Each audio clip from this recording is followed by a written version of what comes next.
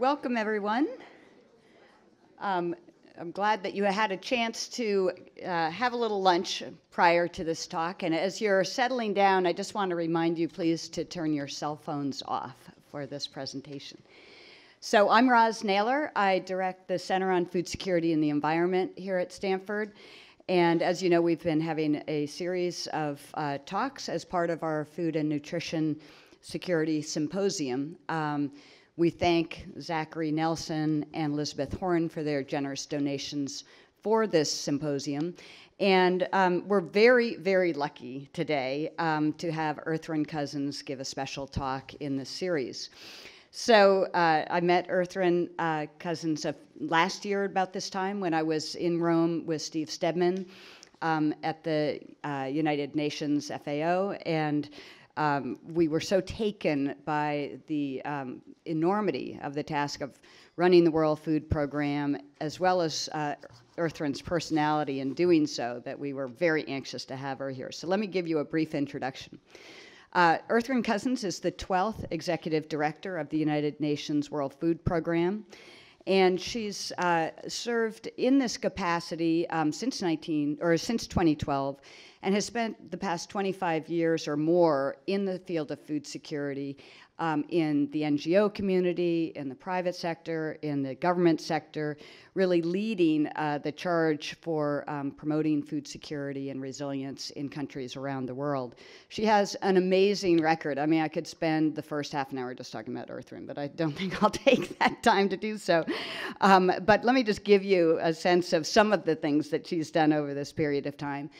She was the U.S. ambassador at the UN agencies for food and agriculture prior to this. And for those of you who met David Lane, who's the current UN ambassador, or U.S. ambassador at UN agencies, she's now moved on to focus more on the World Food Program. She has also been the executive vice president and chief operating officer at Feeding America. She served as the White House liaison at the State Department. She's had a primary role in the International Food and Agricultural Development Agency, IFAD. The list just keeps going on, and she has worked in so many capacities and is so well known. She has now flown from San Diego to Chicago to New York, back to Stanford, being asked to really provide a leadership role as a woman and as the leader in the humanitarian field internationally. Ertharin is from Chicago. She graduated from the University of Illinois in Chicago and then went to the University of Georgia for her law degree.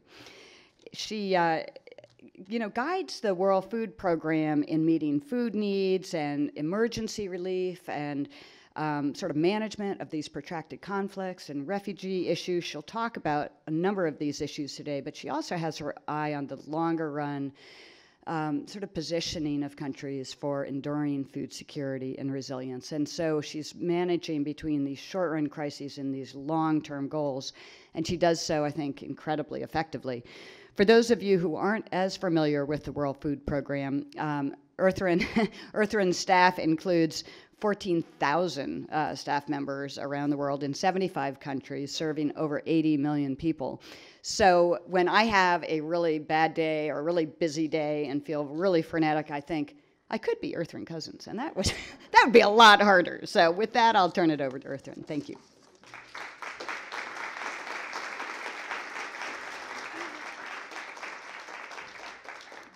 Thank you very much, Ross, for that very, very kind introduction. Ladies and gentlemen, let me first begin by thanking the Center on Food Security and the Environmental Symposium series, because earlier this year, as Roz noted, the center shared both Roz and Stephen Stedman with my team.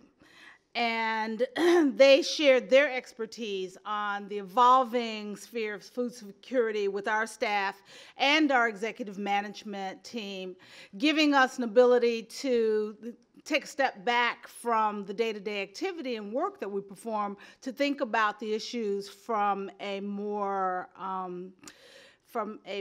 theoretical basis and from a more holistic basis as looked upon by two scholars like Roz and Steven. So when they presented to my team, Roz immediately said, you need to return the favor and come present to our people. So it's a pleasure for me to be here today with all the student staff and visitors here at FSE. Because with its 7 portfolios, the FSE offers exactly the integrated and comprehensive critical thinking on food security, environment, and nutrition that the world needs to achieve zero hunger. So we appreciate the work that is happening here, and I'm happy to share some thoughts about how we achieve zero hunger despite all the challenges that we have in the world. But I'd like to begin by giving you a sense of who we are at WFP and what we do at WFP by showing a very short video. So if I can cue the video now, if the magic of electronics will work, then the video should come up. There we go. Love it when a plan comes together.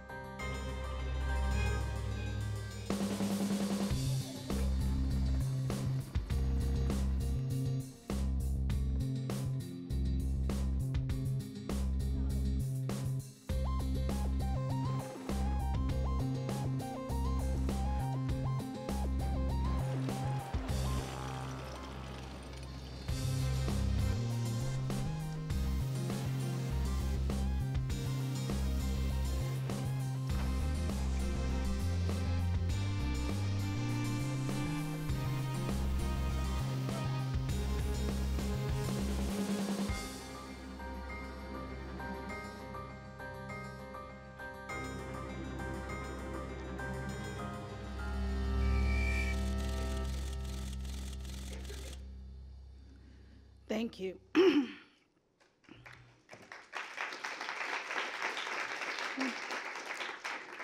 So, just like you've seen on the video, when disaster strikes, when war erupts, and when hunger stalks, the World Food Program provides people with immediate life-saving assistance, making food available where there is none, or when food is available, but inaccessible to the poor and vulnerable affected populations, creating and implementing the food access programs that are necessary to give them the ability to purchase food.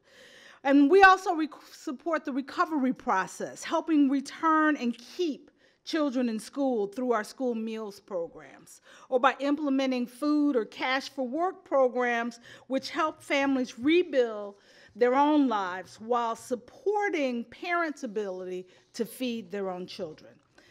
WFP also supports the abilities of smallholder farmers, as you saw in the pictures, to productively increase the quality and quantity of their yields, to reduce post-harvest losses, and we then offer these farmers a catalyst market for their increased yields that ensures their efforts don't go unrewarded.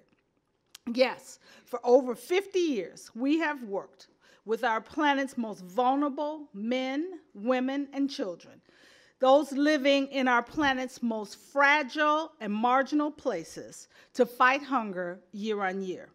And each year, in 80 countries worldwide, we reach, as noted, over 80 million people, directly providing billions and billions of meals, supporting millions of smallholder farmers, supporting hundreds of thousands of students. Yet, with all we do, we know it's not enough. We only reach a fraction of those in need. Ladies and gentlemen, as we meet here today, our world is increasingly engulfed in turmoil. And not since the end of World War II have so many been forcibly displaced. The United Nations High Commissioner for Refugees estimates some 60 million refugees, displaced people, by the end of 2015. And whether we speak of the protracted crisis in Syria or Iraq, the forgotten conflicts in South Sudan or the Central African Republic, the ignored conflicts in Yemen and Libya, or the ones where the world turns its back, like Boko Haram's reign of terror right now in Nigeria, or al-Shabaab's persistent rampages in Somalia. We must acknowledge that without peace and security, there is no food security. And the truth is, neither humanitarian or development activities will resolve situations which require political solutions. Yet, we know peace building, sustaining peace, and the opportunity to avoid the risk of conflict requires equitable opportunity and hope. And the ability to achieve equitable opportunity and hope requires overcoming poverty and food insecurity, particularly for those furthest behind. Ladies and gentlemen, we also know climate affects food security. In sub-Saharan Africa, where today over 90% of agriculture remains rain-fed, climate-affected, inconsistent rainfall, resulting in droughts, floods, or even simply unpredictable precipitation, limits the ability of agricultural production to meet the food consumption needs of even the smallholder farmer and her family, let alone the broader market needs of the community, which results in less food available, higher market prices, less food accessibility for the poor and vulnerable, leading to increased possibility of famine and insecurity. Again, a growing body of evidence demonstrates causal relationships between extreme weather and civil conflict. One study estimates drought-related conflicts account for over 90% of active conflict today. Since the 1950s, El Nino alone is estimated to have had a role in 21% of all civil conflicts. The current El Nino phenomena is predicted to be the strongest on record, affecting not the major agricultural markets, but the marginal agricultural markets. Areas particularly like Somalia, Ethiopia, Guatemala, and Bangladesh. And in Somalia, there is no question, drought fuels violent conflict. The economy dominated by agriculture and livestock is highly vulnerable to weather shocks. During droughts, many pastoralists left without a livelihood and the ability to feed their families destock their herds to mitigate the shock. But for many, that isn't enough. And destocking gives way to conflict. Research demonstrates a 1 standard deviation increase in drought intensity and length raises the likelihood of conflict by some 62%. This closely aligns with WFP's own experience that high-intensity conflict periods overlap with periods of major drought. For instance, during the recent 2011 drought, the most destructive drought in 50 years, WFP and other agencies faced the highest level of threat from the militant group al-Shabaab in our attempt to respond in Somalia, inhibiting our capacity to reach the 4 million people who required life-saving assistance during the height of the crisis, resulting in what we all now know was a famine. Somalia may seem like an extreme case. However, we are beginning to see similar patterns emerging from across the Sahel right through to Somalia. These examples illustrate the vicious cycle of hunger and poverty, deepening, or at the very least, perpetuating food insecurity, undernutrition, and instability. And if we accept the economist and population expert projections, by 2030, the vast majority of the world's population will live in conflict and climate-affected areas. And we know we must act differently now, because without hope and without opportunity, people will move, making today's immigration challenges only the tip of the iceberg. There is, however, some good news. By addressing climate change, improving food security and nutrition, and sustainably building local economies, we can transform the vicious cycle into a virtuous cycle, strengthening social cohesion and giving vulnerable people a peace and stability dividend. Last September, when the United Nations 193 members came together to agree on the 17 integrated sustainable development goals in just 17 seconds, the world reclaimed not only the values, but also the vision of the United Nations founders set some 70 years ago for a world free from fear and want, with peace and prosperity for all. And with this integrated and ambitious agenda, the global goals establish three important principles.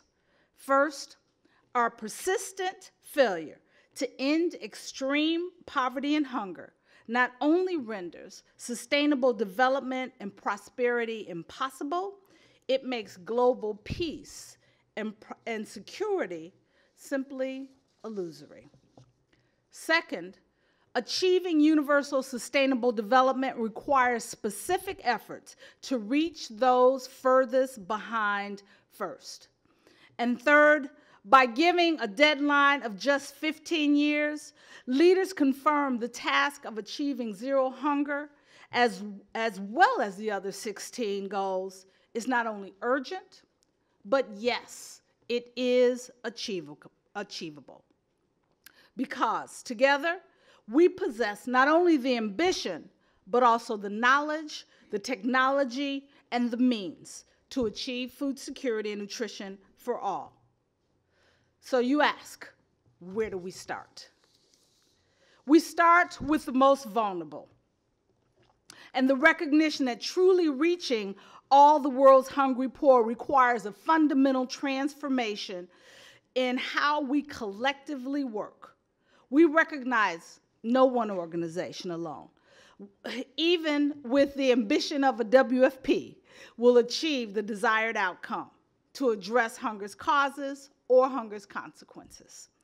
We must also recognize that performing business as usual is insufficient.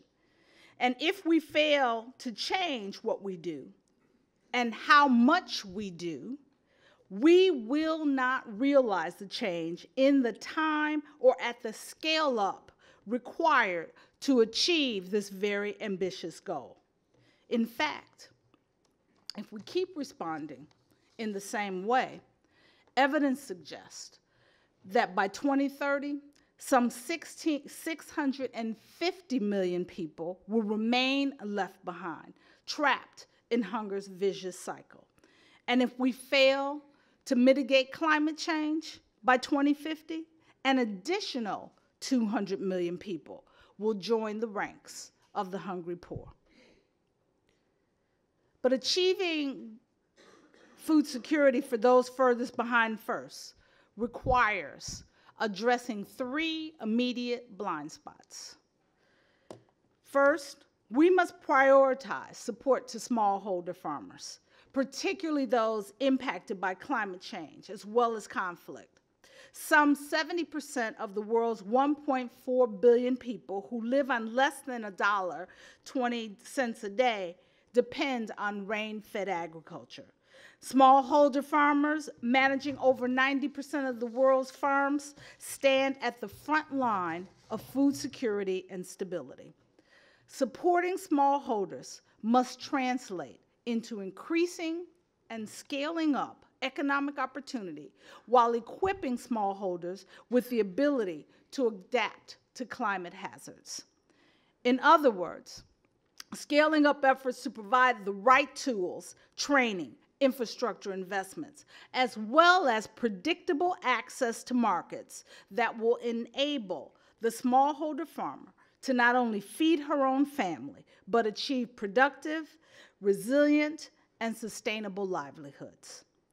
Realizing smallholder farmers' potential will require employing new tools, including mobile technology for information transfer, as well as money management.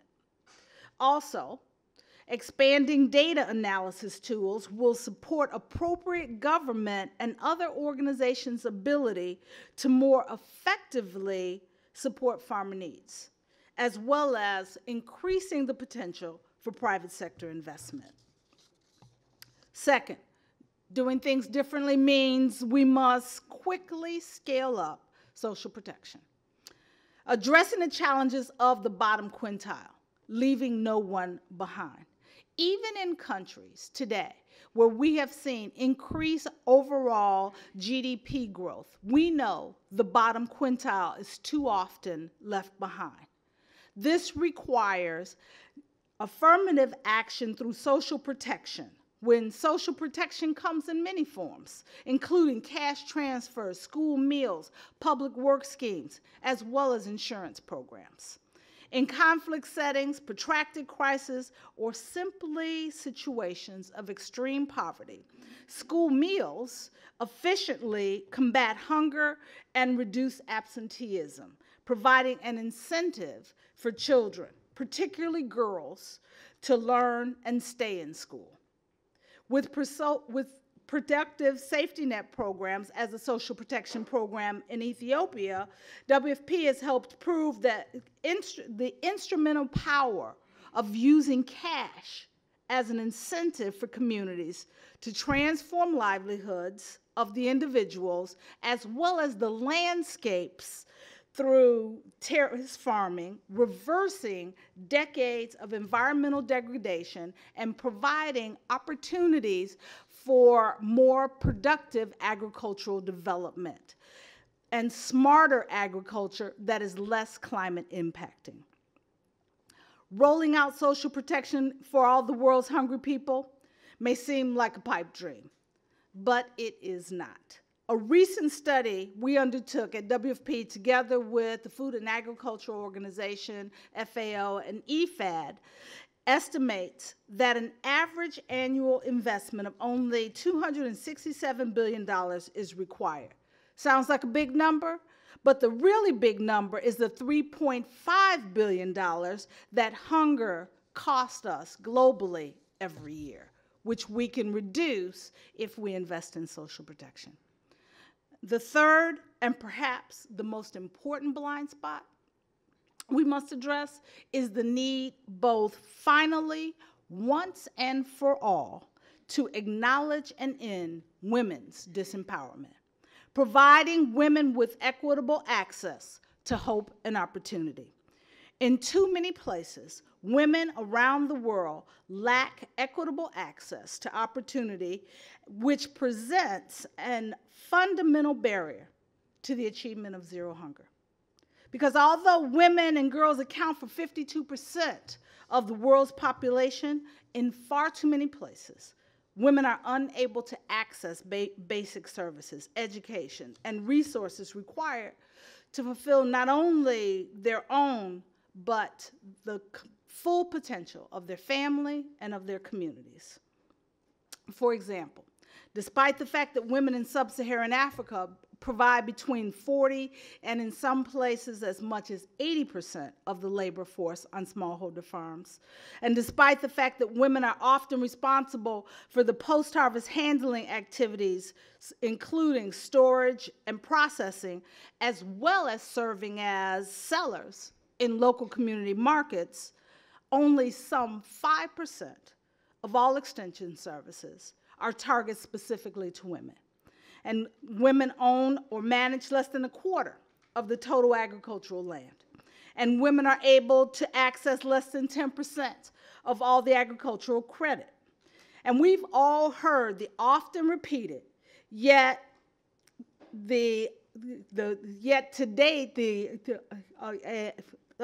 we've heard the often repeated, but yet the phrase that we haven't done anything about to date, which is that if women could equitably access the necessary seeds, tools, and credit, we could increase sub-Saharan Africa's yields by 20 to 30%. It's said all the time, and we say it as a fact, but we do nothing about it.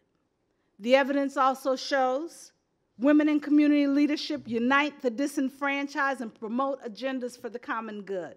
For example, improving safe water points, health services, and education. And at WFP, we know when women have equal status as men, child nutrition improves sustainably and durably. And in Southeast Asia, it is estimated that achieving equal status would reduce underweight incidence in children by up to 28%. The world's poorest women require well-designed social protection together with targeted financial investments, such as credit or program implementations, including extension schemes, empowering women to transform their lives. We must also embrace the opportunities technology presents to connect women culturally or geographically isolated with the information that technology can provide to increase the quality and quantity of their yields. The information that technology can, the access that technology can provide to credit, and the access that will provide more productive market participation, particularly into higher value markets. Finally, these changes for women must be accompanied by land policy reform, which give women more access to land ownership, including inheritance opportunities. While acknowledging the interconnectivity of the 17 Sustainable Development Goals and accepting that no one goal will be sustainably and durably achieved without the achievement of all the goals, we know addressing these three blind spots, prioritizing smallholder farmers, adequately supporting the necessary social protection program and safety net programs as well, and most importantly, achieving gender equality will ensure our ability to achieve zero hunger while positively affecting the ability of achieving the 16 other goals. So in conclusion, in these most challenging times, when it feels like our global safety is threatened, now more than ever is the time for all of us to pull together and to work collaboratively, delivering the right actions for a safer today and a stronger tomorrow for everyone, everywhere. We live on a very small planet, and them is us. We can't build walls or fences or borders high enough if we don't provide opportunity for all of us. I am reminded of the words of the Dalai Lama, who said, "Peace can only last where human rights are respected, where people are fed, and where individuals and nations are free." Yes, ladies and gentlemen, we, the peoples, can close the gap between our global goals and our global action, between theory and practice, seizing every tool at our disposal, including the upcoming COP21, overcoming the challenges of climate change and conflict to build a zero hunger world where every woman, man, and child lives life to her fullest or his fullest potential. We must not, only because it is the right thing to do, because it is a smart thing to do. Because ending poverty and ending exclusion is the only way we can achieve global stability and free the world from fear and want, with one future of a zero hunger world. Thank you all very much.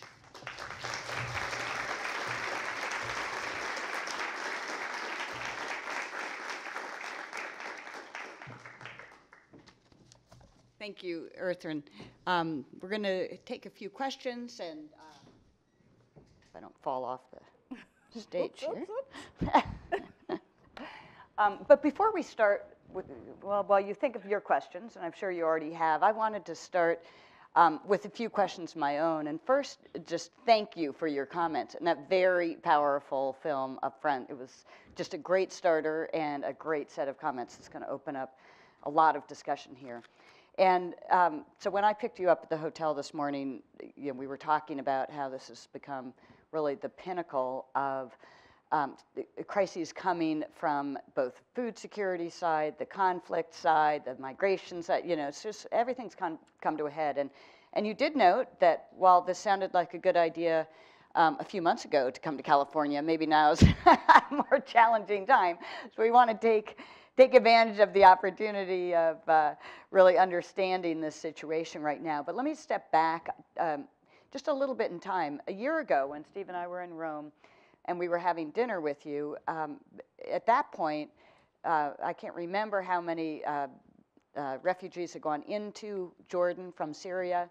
Your budget, I think, was almost 60% of it was going into this refugee crisis. You actually didn't have enough money tomorrow to deal with it, and you were having to send Syrian refugees back into Jordan, which creates all sorts of stress and struggle, and you were doing all sorts of innovative things to just get funding from individuals, from countries, and so forth. In our class, we talked last week, or just the other day, actually, about the U.S. role in providing food aid, and of course, we don't do it with the cash that you were talking about in this talk. We do it partially with cash, but also with physical supplies. But give us a little bit better sense. How have you managed, and what is your budget situation? How have you managed to get funding? What is your strategy, and how are you engaging people day to day, just during this past year into today on this issue? Surely. Thank you very much for that question, and thank you all for giving me the opportunity to be here with you today. WFP, as you saw on the screen, yes, we're 14,000 strong. We're not in 70, but now 80 countries. We've moved into several countries in the last 3 to 4 years based upon the challenges that they've faced. Our budget is increasing. We've raised more money than we ever have in the history of the organization. Last year, we raised and spent $5.5 billion. This year, we will again raise and spend about $5.4 billion. Unfortunately, our projected needs are also spiraling. And this year, we project our needs to be a little over $8 billion, so significantly short of what is required. When you talk about the United States, I have no complaints about the United States, let me tell you. The United States, and if I did, I wouldn't come to the United States and say it. But very seriously, the United States is our largest donor. 40% of our budget comes from the United States. WFP was started as a pilot program by the US government with excess commodities. And as you note, much of the contribution of the United States still comes from commodities. But I must tell you, with 40%, 50% is commodities, 50% is cash. So the United States is also my largest cash donor now. as well as being the largest, as being our only commodities donor. They're our largest cash donor. And what that cash does is give us the flexibility to ensure that what you saw on the screen we can get right, which means that, as I noted in my comments, where food is available, we can bring in, where food is unavailable, we can bring in food aid. Where food is available but people don't have access, we can provide cash-based transfers or that will allow them to purchase food in the market. Example, inside Syria, where markets are either non-existent or prices make food truly unavailable for most people, we provide food aid, because that is the most cost-effective way for us to meet the needs of those of the 4.1 million people that we serve on a monthly basis inside Syria. Outside Syria, where we serve approximately 1.7 million people, there's food available. If you're in Amman or Beirut, there are grocery stores that look just like the grocery stores here. But the challenge is that if you're a refugee from Syria, you don't have cash to purchase food. So we provide it through vouchers, and that's why the cash is important, to give us the ability to provide those vouchers that give them access to purchase food. Creative things that we're doing to raise food. First of all, I'm begging. I go everywhere. That's part of my job, is to tend cup, is to ask governments to continue to provide the support and assistance that is necessary. And today, 90% of what we receive still comes from governments around the world. But we're also now trying to expand, because we know if we're completely dependent upon government assistance, that we will not reach those numbers that I stated. And so last year, when things got really tough, we ran a social media campaign that was called $1 a Lifeline. And remember the song, $1, $1 for me. We used that, and we attracted millions of donations from around the world. The largest number, which came from inside Syria, where people were giving us $1 to help their neighbors. But what it also did was it encouraged governments to give us more money, because their publics were asking, why am I giving $1? Why isn't my government helping? So we were able to meet a challenge last year. This year, we've started an app. We've launched a new app. I'll get these words right. I'm old. We've launched a new app called Share the Meal, which launched a week ago, which allows you, everybody in here can download our app. It allows you to provide school meals for children in Jordan, so that so many of the children who are being forced out of school, we can get them back in school, entice them back into school with regular access to school meals. And so we'll use the app to raise funds for different programs, but right now we're focused on school meals in Jordan. When we get enough money, I'm hopeful that it's going to take off and we're able to use the app then to raise money for school meals in Lebanon, et cetera, moving it around the world. But nothing like this has ever been done before in the humanitarian community, where you're directly accessing regular contributions from individuals through mobile technology to support the ability to implement humanitarian response programs. So we're trying everything. Yeah. Building new relationships with private sector. We are reaching out to companies here in the Valley while we're here to talk about not just financial support, but the new tools that will help us more effectively use information and data to support our ability to reduce the cost of delivering services and ultimately giving us the ability to provide more assistance to more people more effectively. Yeah, this is really great, because having the size of the natural disasters like we saw in Nepal last year, and then these protracted conflicts, as you said, it's a political problem, but now it's your humanitarian problem, because the politics just not getting after these things.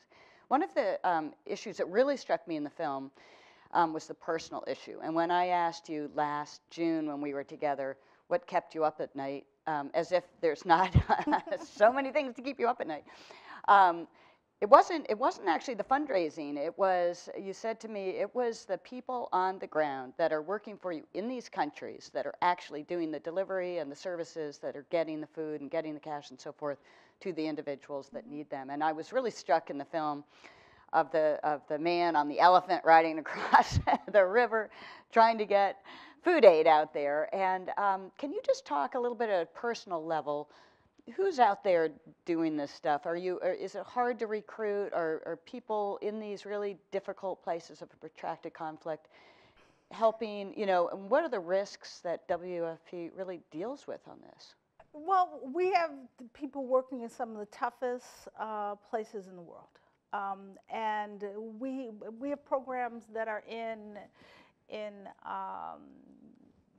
Bor, South Sudan, or Bosangoa, Central African Republic. Get out your map. We have staff there. We also have staff in places like Rome, which is where corporate headquarters are located, or London. But we have a mobility requirement, and everybody who comes into the WFP is required to sign a statement that says, I recognize that in accepting this position, I have a responsibility to be mobile. So you can't just say, I want to serve in places like London, Paris, and Rome. You will serve in Nairobi and Bangui and the other places where we work. And the average person at WFP serves during their career in at least 5 different locations. Some people as many as 10 different locations, and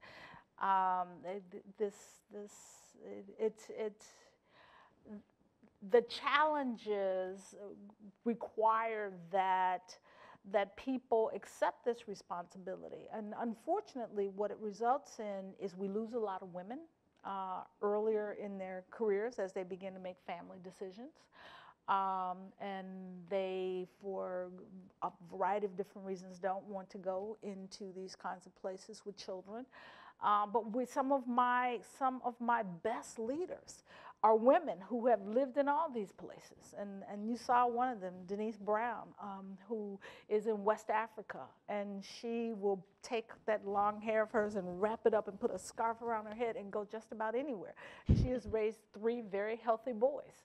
And so I said to our HR officer, I want a video of our women who have done it that we can use, because we need to show young women that it can be done and that they don't need to sacrifice family and husband to perform this kind of work, and that they. And one of my guys laughed. He said, "So you want the same women that the Marines want, right?" I said, "No, maybe a little less hot dog than that. Maybe a little less hot dog than that." But very seriously, I don't underestimate the challenge. Since I saw you, I've buried 4 people in South Sudan. And who were killed. One of them was kidnapped off a truck, and his body we have never found to this day, but I paid out his family, the insurance to his family after a number of months. When you work in tough places, it is dangerous. It is tough. When I go into Iraq, I wear full helmet and body armor. I was in Yemen, where laying in the bed in Sana'a, I saw an airstrike. I could see it from my bed. I said, that's not good. If I could actually see the bomb hit the ground. But then I thought about the fact my people lay in these beds every single night and watch these bombs hit the ground. But they work every single day to make sure that we're feeding now almost 2.5 million people inside Yemen. So they're an amazing group of people who are committed, and our belief and mission on our employee surveys exceeds 95% every single year that we perform the survey. because people are there because they know it's important that they perform this work, that they represent the difference between life and death, between livelihood and poverty, and that they provide, when we talk about providing opportunity and hope, it's what they do every single day. Yeah, well, visiting WFP, there was such a dynamic feeling even in Rome. So let me open it up. I think there's a microphone that can go around. Yeah, here. And please introduce yourself when you open the question. Connie George. And my question to you, Ertharin, is about going to the Climate Change Summit in Paris. What will be your mission for the World Food Program, and who will you follow and get to in order to get your mission moved along? Well, I'm not waiting for the summit itself to talk to people. We have, let me take a step back. We have been involved in trying to address the climate effect on food insecurity through supporting new tools for smallholder farmers. For example, what am I talking about? WFP launched the African Risk Capacity, which is a weather indexed insurance program that countries can buy into, that is so successful that it has now become an agency of the African Union, and we no longer own it. We've turned it over to the African Union, and the African Union actually owns the program. Ngozi, the former finance minister in Nigeria, is the chair of the board, and the program pays out to governments on a weather trigger, so that they can provide the seeds, the tools, the support, the food assistance that is necessary without waiting for the international community when the trigger point is met. And the ARC has had its first payout already in this past agricultural season. Senegal received an $8 million payment, which allowed them to very quickly support smallholder farmers in the marginalized area of the country in a way that they would have had to appeal to the global community in the past. Mauritania used it to provide emergency food assistance to those living in marginal places, again, where they would have had to wait for the international community. So beginning to give countries the ability to truly be in the driver's seat. We often talk about country-led, but we don't give countries any tools with which to lead. And so what the ARC does is give them one of those tools that is directly related to climate change. So that tool will be on display as a vehicle for addressing the risk challenges that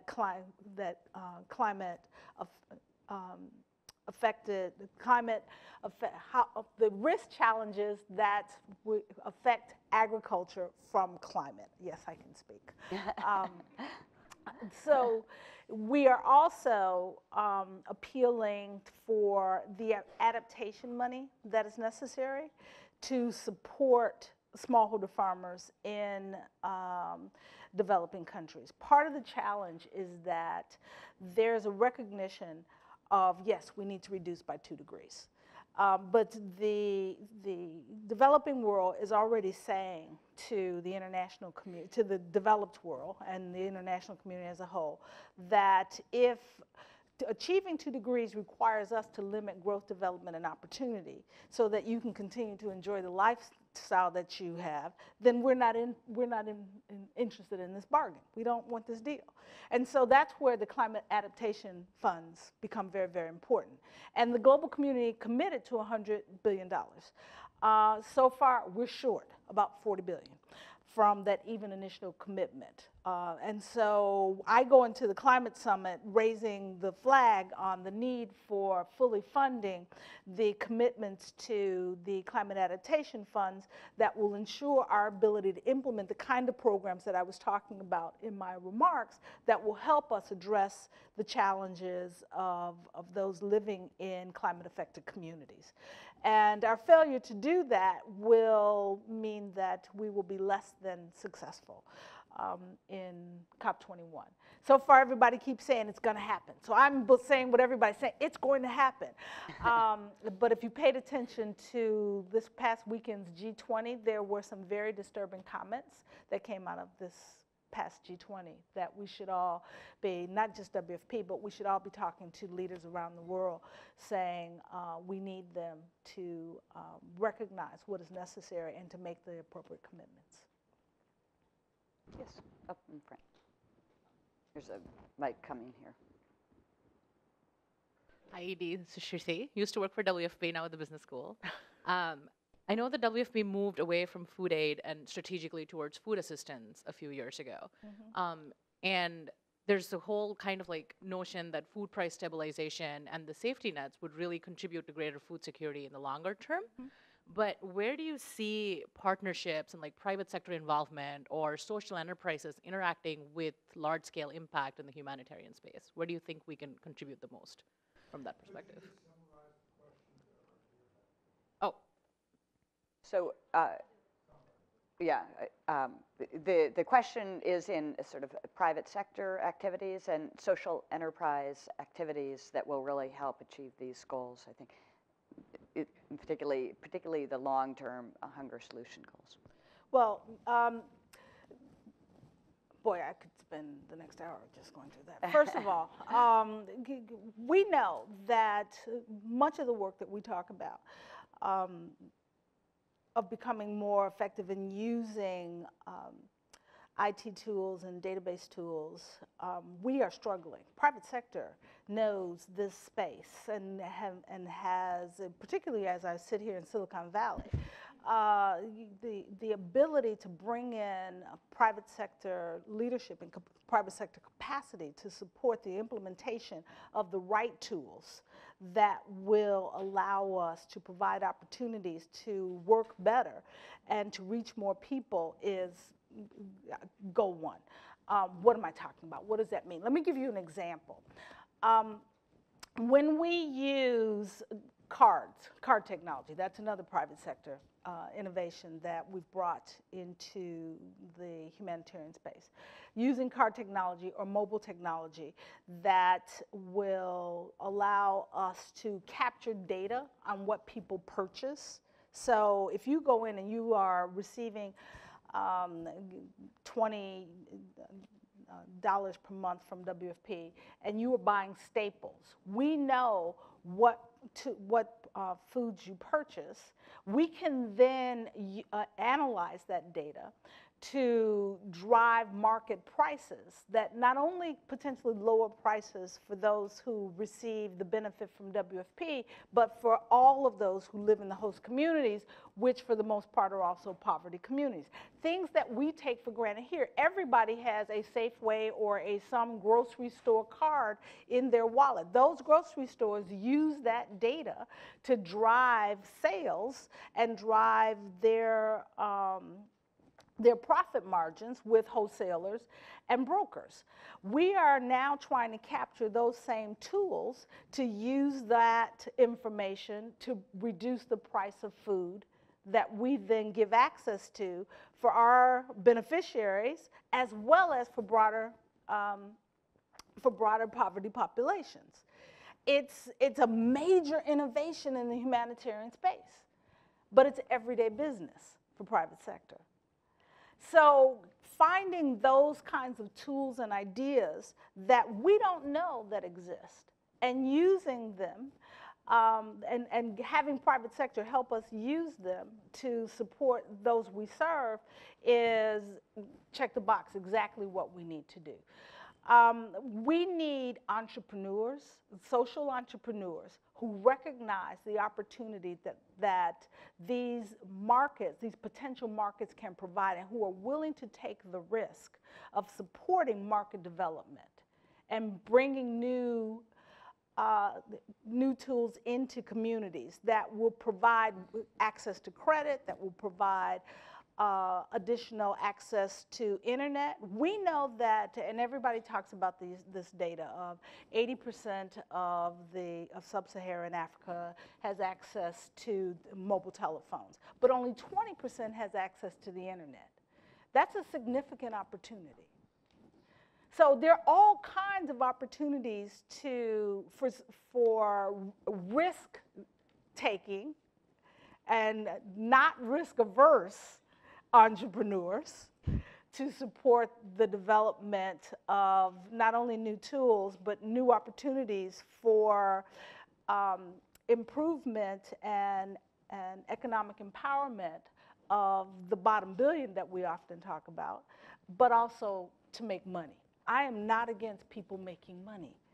And it is a great thing if you make money and can also help us help those who otherwise would go without assistance. Excellent. There's a question over here, yeah, in the green. Hi, my name is Margie Friedman. I'm a professor of nutrition at San Jose State. This area, I think, is considered ground zero on the fight against sugar.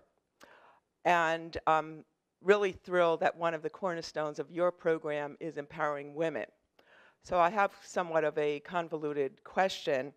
I'm not sure if you're familiar with Coca-Cola's 5x20 initiative, which, according to their website, is their global commitment to enable the economic empowerment of 5 million women entrepreneurs around the company's value chain by 2020.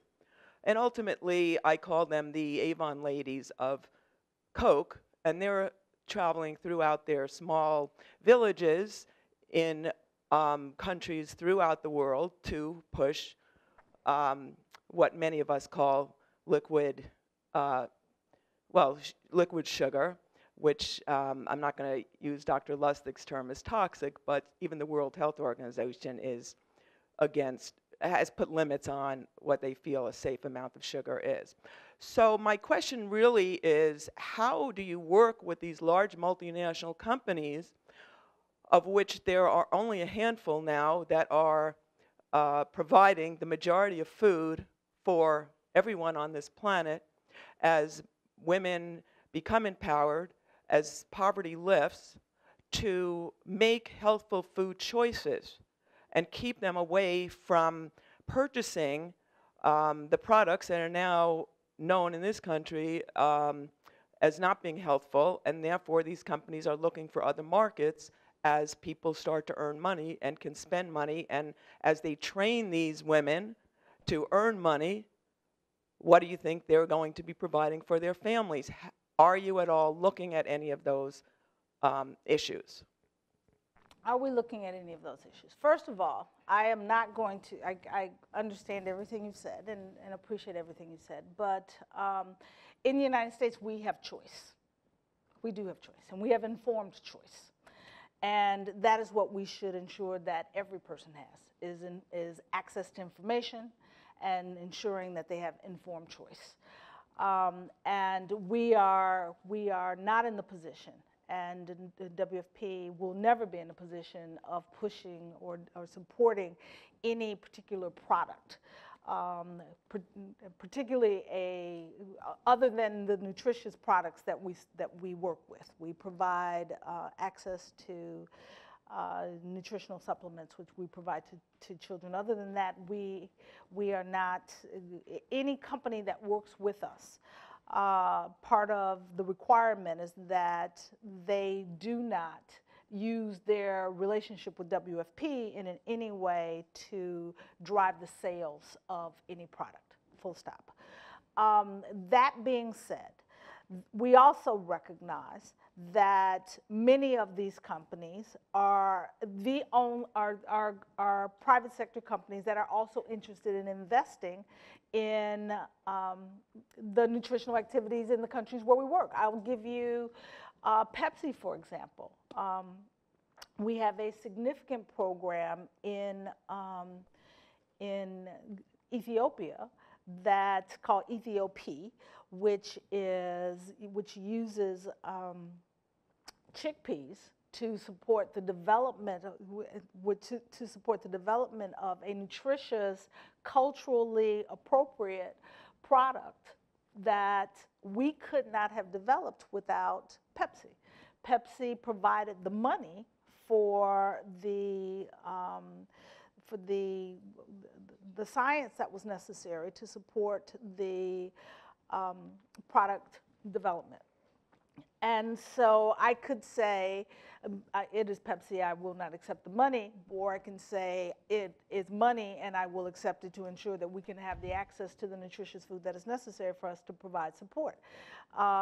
And we have ETOP provided to us through the generous contribution of Pepsi, full stop. We have Unilever that works with us in Rwanda and to underwrite the support for the orange fleshy sweet potato and the introduction of micronutrients into culturally appropriate products that people eat, sweet potatoes. Now we have included into the sweet potatoes micronutrients which provide vitamin A. It doesn't have anything to do with any Unilever products, but orange fleshy sweet potato provided to you by the generous contribution from Unilever. And so I can go on and on. But the questions of, and I've seen it, of lack of informed choice, we must overcome. What we are doing on the nutrition side is working with communities to help them understand the importance of eating balanced diets, eating nutritious foods, providing access to nutritious foods through the development of community gardens in places where women do not have access to the resources necessary to purchase vegetables. We're helping them grow them, and then we're teaching them to cook those vegetables in a way that that their children will eat them. Yes, it is a challenge, as it is everywhere, to ensure that people make the right choices. But our responsibility is to get information to people that they otherwise would not have about what a nutritious diet looks like that is culturally appropriate. In other words, in Ethiopia, we're working with teff. In Rwanda, we're working with chickpeas, et cetera. And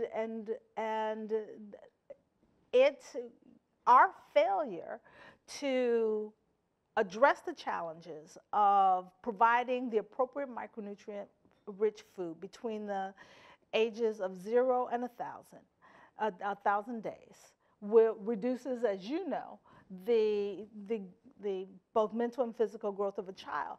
But coupled with that is the importance of education about what is nutritious food, and then providing the access to that nutritious food. That's informed. That's providing the education that is required. That is helping people make the right decision. And there are lots of advocates out there who will talk about what the wrong decisions are. And what I'm about is what the right decisions are. And I depend upon people like you to continue to inform about what are the other decisions that may not be as appropriate or appropriate for ensuring nutritious outcomes. Way in the back there, Ben. Hi, Ben Bryant. I'm a postdoc here. And I was just wondering if you could talk a little bit about, sort of dovetails with the last question, on some of the pillars that you mentioned for kind of achieving the long-term zero hunger goals include safety nets and women's empowerment. And getting to those points involve a lot of policy and institutional and cultural change, and which I perhaps naively think of slightly outside the purview of WFP. And so I was wondering if you could talk a little about how you engage on moving towards those issues. Right, and first of all, I should say we don't do this work alone. And we have not only our UN partners, but our NGO partners, the advocacy community, and every country is going to be different. And I'm always hesitant to talk about what we do in a very broad scale like this, because it depends upon what country you're in and what is required for us to do. We often talk about Africa as if it's a country instead of a continent. And recognizing that what is going to be necessary for us to make the policy changes that are required to achieve the investment in social protection programs and policies in South Africa, as opposed to what is necessary for us to achieve those changes in Mali or Mauritania, is very different. So with all of that as the caveat, yes, WFP is involved in working with governments to support policies around nutrition, and developing school meals programs, and supporting we use our knowledge of operating school meals programs, both our procurement and our logistics knowledge, to help build capacity of governments to support their own procurement and logistics for their own school meals programs, to help them scale up school meals as they're necessary. We use our abilities in operating food access programs like the ones that I've described around Lebanon, for mobile transfers to support policy changes in India that take leakage out of their food transfer programs, because they have a right to food that they recently passed as a nationwide policy, but because they lack access to the kind of mobile programs or program implementation activities that WFP has experienced in other parts of the world, we take those experiences into India to help the different districts implement programs that will reduce fraud and leakage in their programs, that make the programs better. So it depends on what country you're in and what they need from a policy standpoint. We are not FAO. We're not the normative agency that spends a lot more time with government working on agricultural programs and helping them create policies that support better access to information, reduce subsidies that detrimentally impact the small businesses, or the access to tools by smallholder farmers. Those are things that FAO will work on. So every agency is required to do its part. And most of the work that WFP does is directly related to building capacity of governments and support policies that governments implement that we have learned from our experiences in actually implementing programs that directly support the delivery of services. Yeah, here, the second row.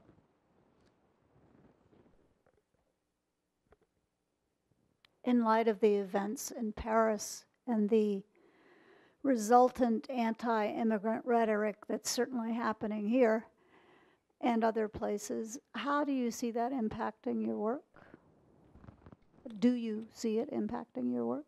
Well, there's good news for WFP from all this. 3 months ago, when in the early September, we were running out of money for the refugees in Jordan, Lebanon, Turkey, Iraq, and Egypt, who are the Syrian refugees. And we were forced to cut 229,000 people off WFP support. This is not me, this is Antonio Gutierrez, the High Commissioner for Refugees. His data shows that the day we cut those beneficiaries was the day the increase in influx of refugees began to occur. And we are now funded through March, fully funded, and we put the 229,000 people back on the rolls. So what it has meant for WFP, and people ask me often, Ertharin, what are you doing to what is WFP doing to address the challenges of the emergency immigrant crisis in Europe? I said, we're feeding people in Jordan, Lebanon, Turkey, Iraq, and Egypt. And our ability to provide hope, it gives people the ability to stay.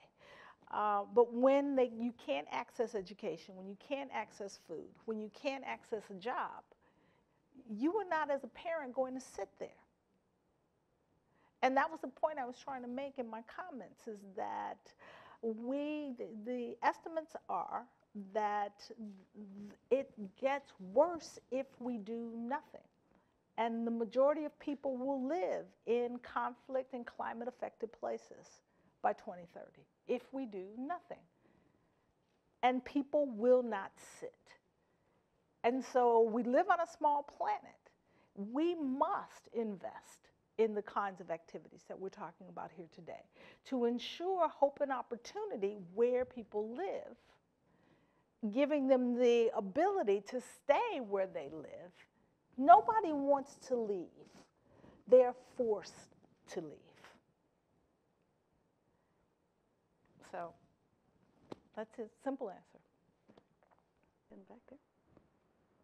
Hi, I'm Marie, and I'm a junior here at Stanford. I wanted to know more about the WFP's involvement in Cuba. I know that they've been there since 1963, but just with a lot of news now about the normalization of ties, and also there's so much to do with respect to the agriculture sector. I was wondering how the WFP is working in those specific provinces towards food security, but most importantly, food sovereignty in Cuba, given that they import 80% of their food while like 50% of their land is like completely idle. So I was wondering if you can just talk more about what the WFP is doing there. You know a lot about Cuba. I'm Cuban. Okay, our program has evolved in Cuba over the years.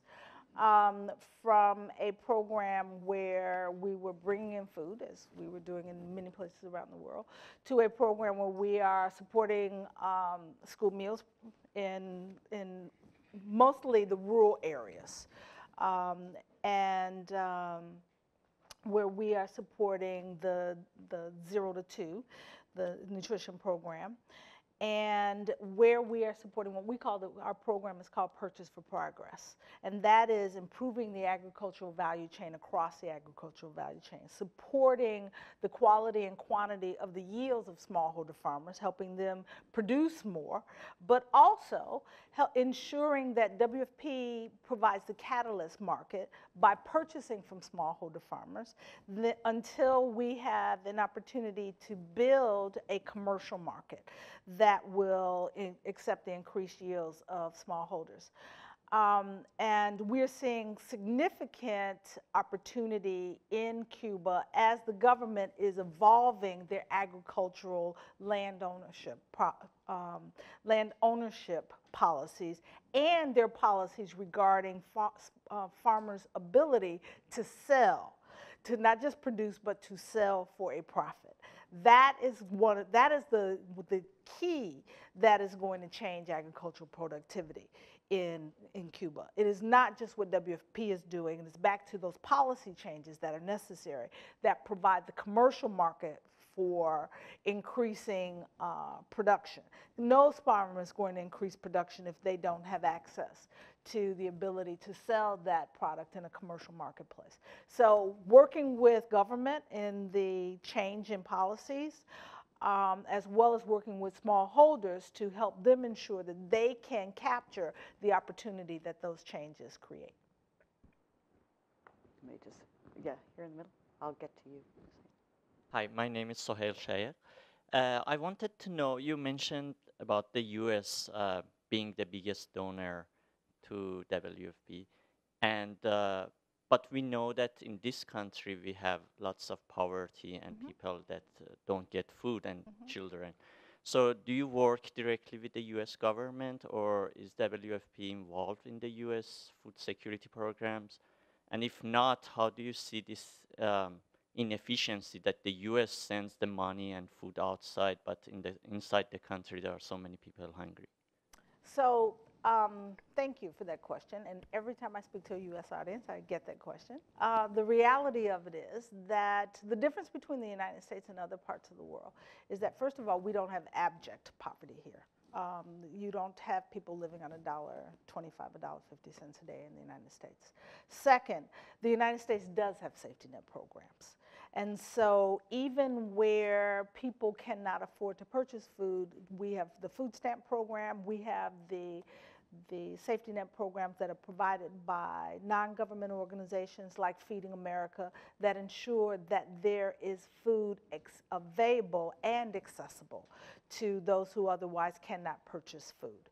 And I'm very proud that I worked at Feeding America before I was in this post in my domestic role of increasing those programs to ensure that those programs can access more children through things, whether it's the backpack programs that have increased distribution across the country, or the increase in school gardens in poverty neighborhoods around the country.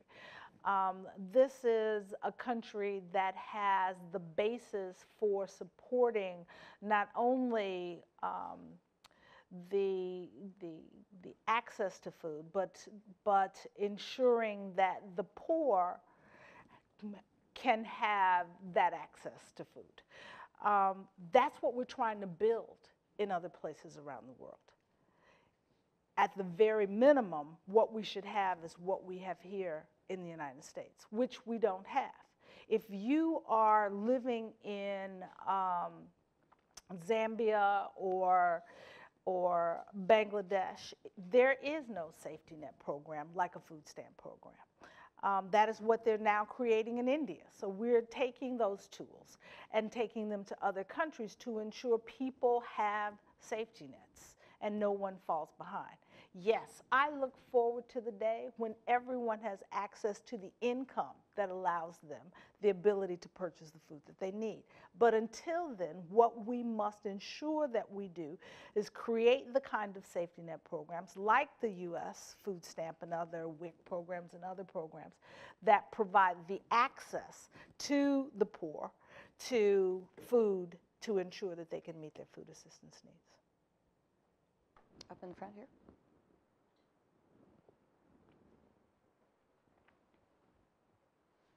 Hi, my name is Hong. I'm a master's student here. So I understand that funding is a long-term complex task that WFP has been grappling with. So my question is whether WFP has any specific donor strategy that appeals to those small donors who prefer to go through bilateral direct funding channels to going through WFP. What kind of incentives WFP can provide for those small donors? The incentive that we provide to those small donors is making sure that we can access people in need, and in the most cost-efficient way possible. When people help, what they want to know is that their dollar is going to, they recognize that it's going to take a small amount to get assistance to people, but they want that amount to be as small as possible in order to ensure that they are actually providing assistance to the person who is in need. And that is how we encourage people who would want to provide direct support to support WFP, because we can get support to those marginalized people in the marginalized places around the world. And our goal is to make sure that we are the most efficient operator and efficient way for you to provide assistance to that individual, that family in those places around the world. Okay, we have time for maybe just a couple more questions. Yeah, in the middle, in the back. This has been a tremendous opportunity. We're really grateful that you're here. Thank you. Is it possible that your opening comments could be available to the center and put up on the web so that we can all revisit them? Yes, definitely. That's our communication strategy. Yes. So thank you very much. Okay, back in I the need back. to edit them, but then I'm more than happy to do it. In the back. Hi, Rebecca Shaw. Thanks so much. The comments were terrific. I think one of the points that I'm really going to take home from your comments today is urgent, ambitious, but achievable, but with lots of hurdles to overcome. And one of the biggest hurdles is probably the impact, the positive feedback that climate change has on both the ability to produce enough food, but also in creating instability, and therefore the lack of governance to actually implement long-term climate change commitments that can really support food security over time. So I wonder, do you take to Paris not just not just a message that we need to adapt, but for food, we can't have food security if we don't limit to 2 degrees. And then if you don't have 2 degrees, when does this amazing program become unachievable? And then what do we have after that? I don't mean this to be depressing. No. Because I find it totally exciting. I was with the head of the UN's agency on climate yesterday, and she was more depressing than you.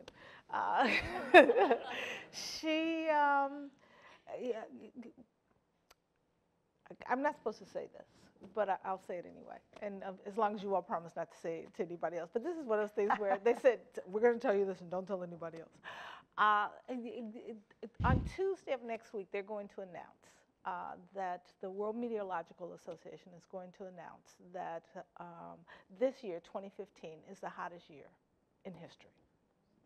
Okay? They'll have all the data in place to make that announcement. I'm not supposed to say it because I'm not supposed to know. So you're not supposed to say it in that tape that I'm doing now out on the internet. But the reality of it is, now is a time for us to voluntarily make these decisions. Our failure to voluntarily make these decisions now will put us in very short order in a situation where we are mandated to make these decisions. And they will be even more draconian than what was required today in order for us to reduce. And so you say when? Now is when. We are at that point where we must make these changes. And so arguing about, is there climate impact or not, we're well past that time. Now is the time where we must start making these kinds of investments if we expect to ensure that we have the world in 2030 that not only achieves these goals, but doesn't take us so far back that we live in fear of each other.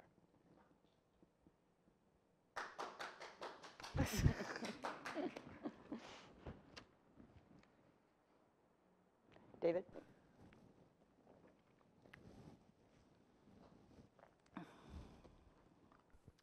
Hi, I'm David Lobel here at faculty at FSE.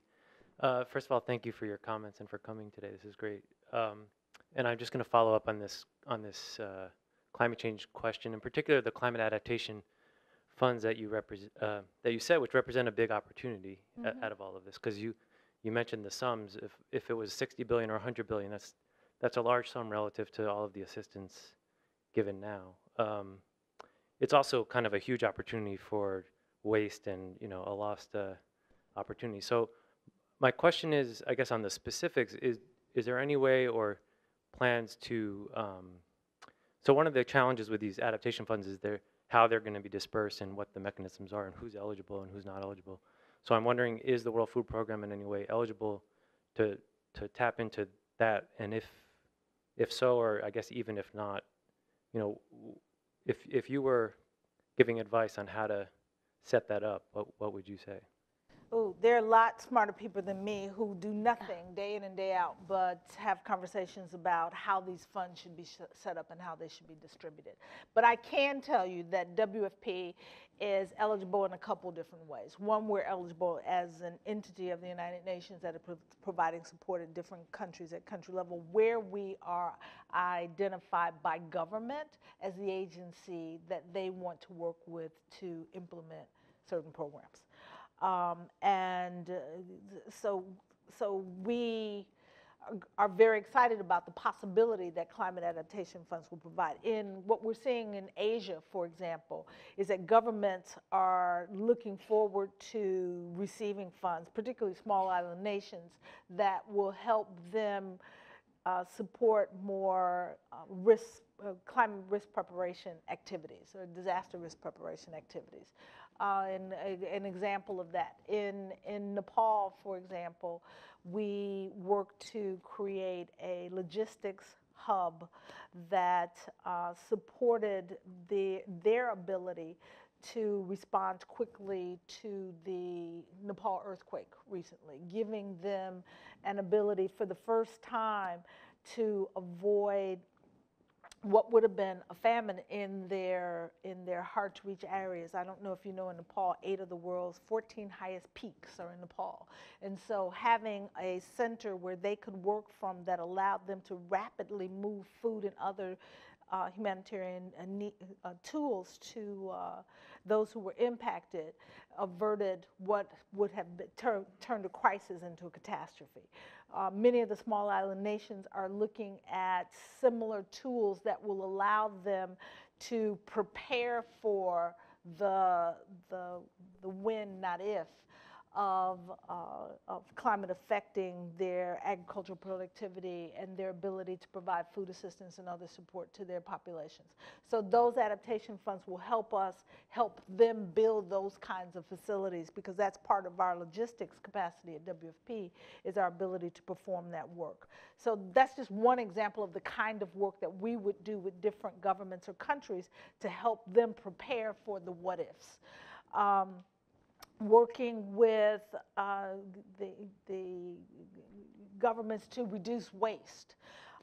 We know that in smallholder agriculture in sub-Saharan Africa, 40% of the production is lost through post-harvest handling waste. But they don't have the funds that are necessary to invest in the reduction of waste activities. And so WFP implemented a pilot program in Uganda that reduced waste by 97% as reviewed by MIT. So we know it worked. It wasn't Stanford, but it was MIT, and they went through it with all of the painstaking review of all of the evidence to demonstrate that it worked.